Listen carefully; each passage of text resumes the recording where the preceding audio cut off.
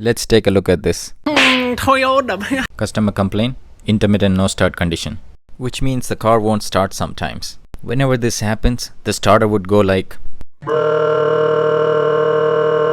To fix this issue, customer got some parts in it.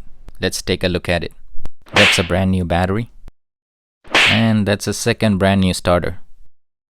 Would you believe if I tell you that all of this happened because of a loose 12mm on this positive battery terminal? So I took it off and cleaned it and I reinstalled it.